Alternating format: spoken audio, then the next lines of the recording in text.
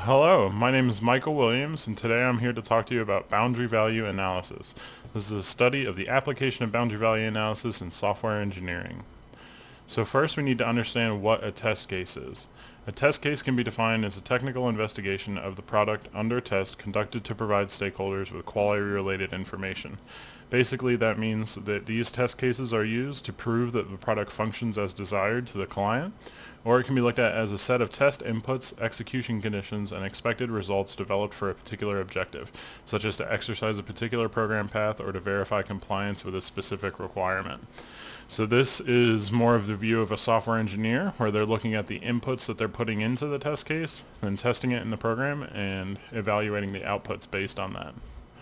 So now we need to understand how to generate test cases from requirements. So the requirements are a list of conditions that the client wants the program to function as. It's, the use cases that they're going to need for this piece of software. And what you can do as a tester is look at these requirements and create test cases based off of those so that you can test the product based on how it is supposed to function in the final form for the client.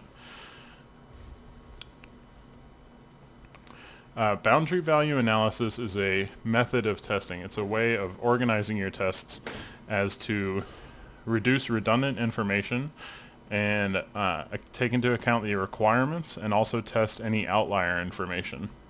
It basically looks at the maximum inputs or minimum inputs and tests just around those maximum or minimums so that it can eliminate the redundant information in between, while also making use of testing the extremes that something can be.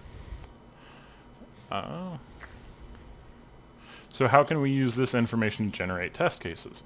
Well, if you know around the highest number an input could be, or the lowest number an input could be, you can take the highest number as how the data can be input, or the highest number as a realistic input that would be received for a user, and the same can be applied to the minimum, and then you can generate numbers around these extremes, testing just inside of, just outside of, and at the extreme to see how the program behaves.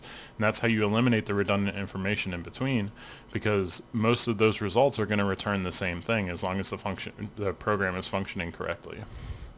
So what you can do is take all of these concepts and throw them together, and you understand that you need test cases to ensure that the product works as advertised. You need requirements to make sure that it works to the specifications of the client, and then boundary value analysis is not only a good thing for the tester because it reduces redundant information, but it also thoroughly tests the requirements established by the end user. So that is why boundary value analysis is a really efficient way to test programs, and I appreciate you listening to me today. Thank you.